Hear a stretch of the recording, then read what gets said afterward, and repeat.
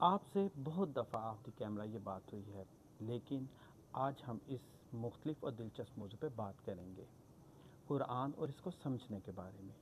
آپ کے نزدیک قرآن کیا ہے اور آپ اس کو کیسے پرسیو کرتے ہیں؟ یہ ایک بہت سینسٹیو لیکن بہت امپورٹنٹ ٹاپک ہے۔ بچپن سے میں نے بھی قرآن کو ایک مذہبی کتاب کے طور پہ سیکھا اور پڑھا، لیکن ایک کنفیوژن ہمیشہ دل میں تھی کہ اللہ نے اس کتاب کو میریکل کتاب کیوں کہا ہے، وہ میریکل جو نبی پاک صلی اللہ علیہ وآلہ وسلم پہ نازل ہوا۔ لیکن جس وقت میں نے اس کو ایک ڈیفرنٹ لینس سے دیکھنا شروع کیا، تب سمجھ آئی کہ قرآن صرف اور صرف ایک مذہبی کتاب نہیں ہے، اس میں ہسٹری ہے، اس میں سائنس ہے، اس میں فزکس ہے، بایولوجی ہے، ایسٹرونومی ہے، جیولوجی ہے، اکنامکس ہے، لا اینڈ سائیکالوجی ہے۔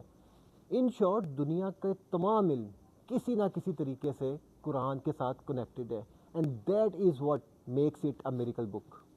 بہت سارے مسلمان اس کو ایک ہی انداز سے پڑھتے ہیں، آپ نے یہ کیسے اس کو ڈفرینٹ طریقے سے پڑھنا شروع کیا؟ اس کا بہت سادہ سا آنسر ہے، جب میں نے قرآن کو اپنی زبان میں اس کا ترجمہ پڑھنا شروع کیا، تب مجھے سمجھ آئی کہ قرآن ایکچولی ہے کیا۔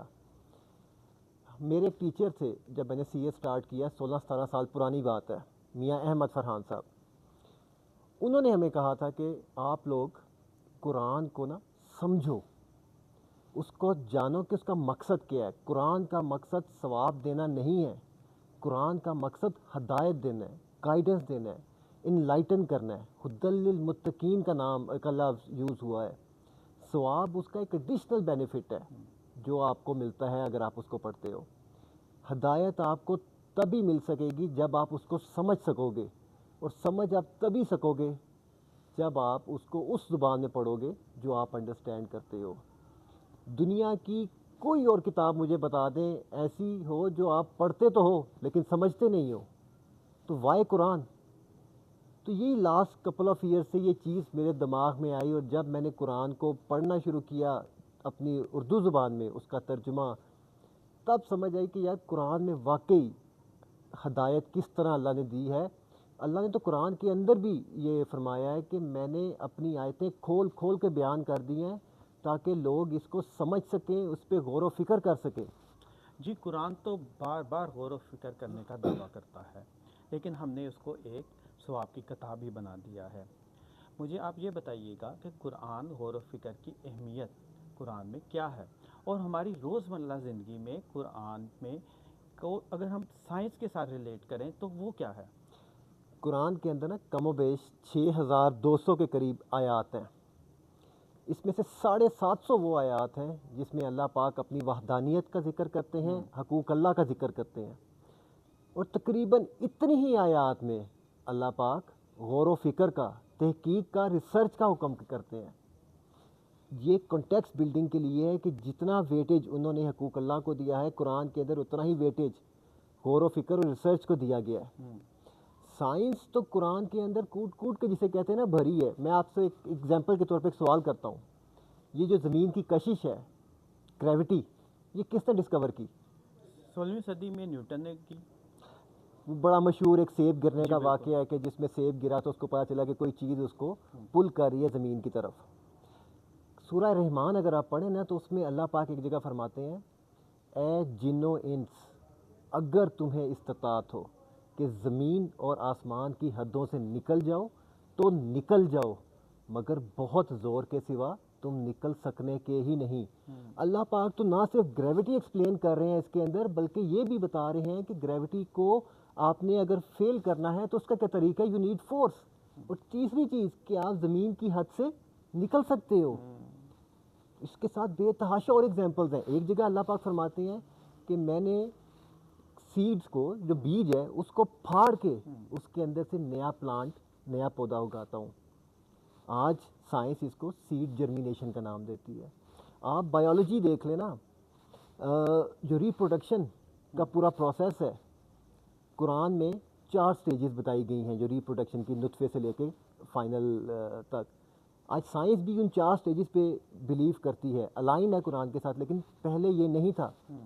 پہلے سائنس کہتی تھی کہ 3 سٹیجز ہیں، نطفے کے بعد ایک گوشت کا لوتھڑا جسے قرآن مدارگاہ کہہ رہا ہے وہ ہوتا ہے، لیکن قرآن کہتا تھا ایک بیچ میں ایک اور سٹیج ہے الکا، کہ ایک چپچپا لیچ نما مٹیریل بنتا ہے۔ 1980s میں غالباً ایک ایمبرولوجسٹ تھے ڈاکٹر کیتھ ایلمور، انہوں نے قرآن کو بیس بنایا اور ریسرچ کی، اینڈ ہی فائنڈ آؤٹ کہ سائنس غلط تھی اور جو قرآن کے اندر 4 سٹیجز ہیں وہ ٹھیک تھیں۔ آپ جیولوجی کی بات کر لیں، اللہ پاک قرآن میں فرماتے ہیں کہ میں نے پہاڑ بنائے تاکہ یہ زمین تمہیں لے کے ڈولنے نہ لگ جائے۔ آج جیولوجسٹ مانتے ہیں کہ پہاڑ ہی ہیں جو زمین کو سٹیبل کر کے کھڑے ہوئے ہیں۔ جیولوجی کی ایک اور جگہ پہ بات کر لیں، اللہ پاک نے فرمایا قرآن کے اندر کہ میں زمین کو اس کے کناروں سے گھٹاتا جا رہا ہوں۔ آج جیولوجسٹ اس بات پہ بھی مانتے ہیں کہ ڈیو ٹو کلائمیٹ چینج جو سی لیولز ہیں وہ رائز ہو رہے ہیں، ایون دو بہت تھوڑی، لیکن زمین کا سائز شرنک ہو رہا ہے۔ بہت سی اور مثالیں بھی ہیں اس کے اندر، جیسے رب العالمین کا کانسیپٹ ہے کہ سارے جہانوں کا رب، آج سائنس بھی اس کو کہتی ہے کہ ملین گلیکسیز ہیں اور ملین آف پلانٹس ہیں۔ ملینز کیا بلینز کی بات کریں اب تو۔ اس کے ساتھ مجھے ایک اور بڑا انٹرسٹنگ بات ذہن میں آ گئی۔ قرآن میں اللہ پاک فرماتے ہیں کہ سورج، زمین اور چاند اپنے مدار میں گھوم رہے ہیں۔ سائنس پہلے نہیں مانتی تھی، سائنس کہتی تھی کہ ریوالو کر رہے ہیں، جو پورا چکر لگانا، لیکن اپنے مدار میں گھومنا جو روٹیشن، آج وہ بھی مانتی ہے کہ یہ روٹیٹ کر رہے ہیں۔ تو اس کا سائنس کا تو بڑا گہرا تعلق ہے قرآن کے ساتھ، لیکن بات وہی ہے اگر آپ اس کو اس زبان میں پڑھو جس میں سمجھ آ سکے۔ آپ نے پہلے ذکر کیا کہ قرآن لا کی اور سائیکالوجی کی بھی کتاب ہے، وہ کیسے؟ اچھا، ایک چیز تو ہم مانتے ہیں نا کہ یہ ہمارے خالق کی طرف سے آئی ہوئی ایک کتاب ہے، تو جو ہمارا خالق ہے وہ اپنی مخلوق کو بہت اچھے طریقے سے جانتا ہے، اور اس کا اظہار قرآن میں بار بار آپ کو ملے گا۔ آپ کو انسان کی فطرت کے بارے میں بتایا جائے گا، اللہ کہیں پہ بتائے گا لالچ کے بارے میں، کہیں پہ ڈر کے بارے میں، کہیں پہ لو کے بارے میں، کہیں پہ لسٹ کے بارے میں، اور کہیں پہ اپنی جو ایک فطرت ہے نا کہ ریکگنیشن اور پاور کی جو ارج ہے اس کے بارے میں۔ آپ اسی کا ایک ایگزامپل کے طور پہ میں آپ کو بتاؤں، سورہ منافقون، عبداللہ بن ابی کے اوپر یہ پوری صورت نازل ہوئی تھی۔ عبداللہ بن ابی 2 مدینہ میں یہود کے قبائل تھے، اوس اینڈ خزراج، ان کا سردار تھا۔ جب نبی پاک صلی اللہ علیہ وآلہ وسلم مدینہ آئے، وہ جانتا تھا کہ یہ سچے نبی ہیں، اسلام سچا دین ہے، لیکن پھر بھی منافقت کرتا تھا کہ کسی طرح نبی پاک صلی اللہ علیہ وآلہ وسلم نعوذ باللہ ناکام ہو جائے۔ کیوں؟ کیونکہ وہ سرداری اپنی نہیں چھوڑنا چاہتا تھا، وہ جو اسے پاور ملی تھی وہ نہیں چھوڑنا چاہتا تھا۔ سیم گراؤنڈز کے اوپر ابو جہل، اسلام نے اس کو ابو جہل کا لقب دیا، اس سے پہلے وہ ابو الحکمہ کہ حکمت کا باپ سمجھا جاتا تھا۔ وہ بھی کہتا تھا کہ میں جانتا ہوں محمد صلی اللہ علیہ وآلہ وسلم سچا نبی ہے، اسلام سچا دین ہے، لیکن میں اپنی سرداری اور اپنے بڑوں کا دین نہیں چھوڑوں گا۔ تو یہ آپ کو وہ سائیکالوجی سمجھنے میں مدد کرتی ہے کہ آج کیوں ہمارے حکمران جتنے ہیں وہ پاور ہنگری ہیں، اور اس کے لیے ان کے کوئی مورلز نہیں ہے، کوئی اخلاقیات نہیں ہے، کوئی باؤنڈریز نہیں ہے۔ یہ وہی چیز انسان کی فطرت میں جو اللہ نے ایکسپلین کر دی ہے قرآن کے اندر، وہی کیری آن کر رہی ہے۔ آپ اس کے ساتھ ساتھ جو آپ بات کر رہے ہیں لا کی، تو لا بھی مختلف جگہوں پہ پورا قرآن بھرا پڑا ہے۔ آپ سزاؤں اور جزا کا کنسیپٹ اندر دیکھ لیں، جو دنیاوی کی بات کر رہا ہوں میں، آپ اس کے اندر یہ دیت کا قانون، آنکھ کے بدلے آنکھ، جان کے بدلے جان، عورت کے بدلے عورت، آپ یہ جو سکسیشن ہے اس کی بات کر لیں کہ اگر کوئی بندہ مرتا ہے تو اس کی جائیداد کی تقسیم کس طرح ہوگی، کہ پہلے اس کی جو قرض ہیں وہ ادا کیے جائیں گے، پھر اس کی ول کو آنر کیا جائے گا، اور پھر اس کی جو باقی جائیداد ہے ایز پر شریعہ تقسیم کی جائے گی، اور وہ شریعہ میں کیسے تقسیم ہوگی ڈیٹیل میں ہے۔ اس کے ساتھ ساتھ ایک بڑی انٹرسٹنگ بات بتاتا ہوں، قرآن میں جو بڑی آیات ہیں نا، ان میں سے ایک آیت کانٹریکٹ رائٹنگ کے اوپر ہے، کہ لین دین کے ٹائم پہ آپ نے کس طرح شرائط لکھنی ہے، کون لکھوائے گا، کون گواہ ہوگا، اگر ایک گواہ اویلیبل نہیں تو دوسرا گواہ کیسے ہوگا۔ تو ان شارٹ قرآن میں جگہ جگہ کے اوپر اس لا اور اس کی امپلیمنٹیشن کا بھی ذکر ہے۔ ایک بڑی انٹرسٹنگ بات میرے ذہن میں آ گئی ہے، آپ یہ بتائیں do you believe in time travel?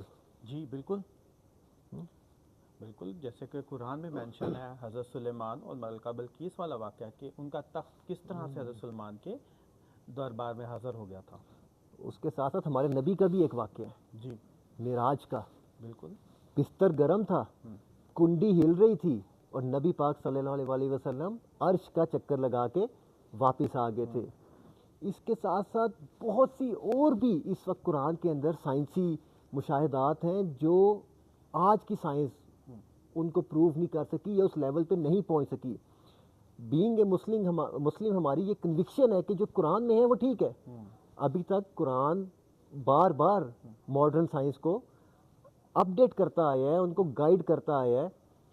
ایک واقعہ قرآن میں اللہ پاک نے جو بگ بینگ، جو کریشن آف یونیورس کا بتایا کہ میں نے 6 دن میں زمین اور آسمان بنائے اور ان کے درمیان جو کچھ ہے وہ بنایا اور میں عرش پہ جلوہ افروز ہوا۔ سائنس کہتی ہے کہ 13 بلین ایئرز لگے یونیورس کی کریشن میں۔ اب سمجھنے کی یہ ضرورت ہے کہ وہ 6 دن جو ہے کیا وہ کاسمک ایئرز ہیں، لائٹ ایئرز ہیں؟ اس کی مزید اس کے اوپر ورک کرنے کی ضرورت ہے۔ ساتھ ہی ساتھ اللہ پاک نے قرآن میں فرمایا کہ 7 آسمان 7 زمین کی طے۔ آج سائنس کہتی ہے 5 آسمان کی لیئرز ہیں، اس کے بعد انفائنائٹ گلیکسیز ہیں، ویکیوم ہے، لیکن یہاں پہ بھی ایک سپیس ہے جس کو اب مزید ایکسپلور کرنے کی ضرورت ہے۔ ایکسکیوز می، زمین کی طے سائنس کہتی ہے 4 ہیں، اللہ پاک کہتے ہیں 7 ہیں۔ یہاں پہ بھی اپرچونٹی ہے۔ اور حضرت نوح کے واقعے میں قرآن میں اللہ پاک فرماتے ہیں کہ میں نے زمین کو حکم دیا کہ جو پانی ہے اس کو پی جا۔ ان شارٹ کہنے کا مقصد یہ ہے کہ ریسرچ کی ضرورت ہے، اور یہ ریسرچ ہو بھی رہی ہے، قرآن کی روشنی میں ہو رہی ہے، لیکن افسوس کا مقام یہ ہے کہ یہ ریسرچ کر رہے ہیں غیر مسلم، اور آج کا مسلمان صرف اور صرف ان کو فالو کر رہا ہے کہ وہ جو ویسٹ ریسرچ کرے گا اور اس کو وہ ہم یوز کریں گے۔ جب مسلمان عروج پایا نا مسلمانوں نے 8ویں سینچری سے لے کے 14ویں سینچری تک، وہ صرف اور صرف زور بازو پہ نہیں پایا، علم کے میدان میں بھی پایا، سائنس کے میدان میں بھی پایا، میتھس کے میدان میں بھی پایا۔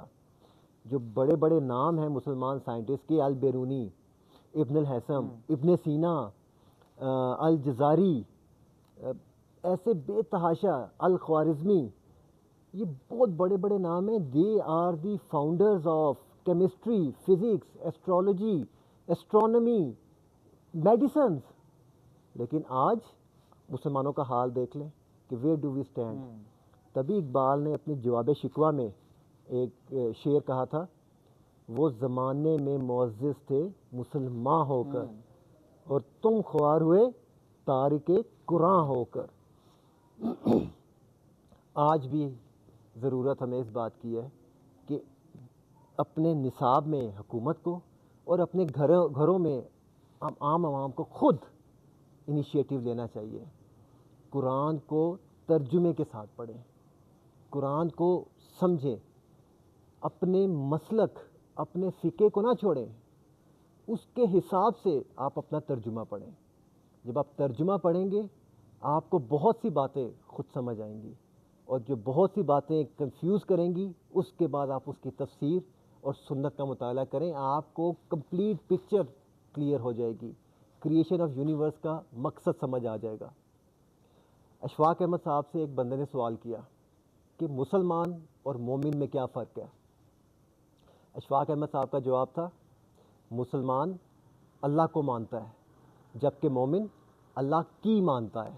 بہت خوبصورت بات۔ ایک ہم لوگ لکی لوگ ہیں کہ ہم لوگ مسلم بائی برتھ ہیں، لیکن مسلم بائی برتھ سے مسلم بائی چوائس کا سفر، ایک مسلمان سے مومن بننے کا سفر طے کرنا ہو تو اس کے درمیان میں جو برج ہے اس کی پہلی سیڑھی قرآن کی انڈرسٹینڈنگ ہے، اور یہ قرآن کی انڈرسٹینڈنگ تب تک نہیں حاصل ہو سکتی جب تک ہم اس کو اس زبان میں نہ پڑھیں جو زبان ہم بولتے ہیں، ہم سمجھتے ہیں۔ تو آپ سب سے ریکویسٹ ہے کہ قرآن کو آپ عربی پڑھیں، تلاوت کریں، لیکن اس کے ساتھ ساتھ سمجھنے کے لیے اس کا ترجمہ بھی پڑھیں۔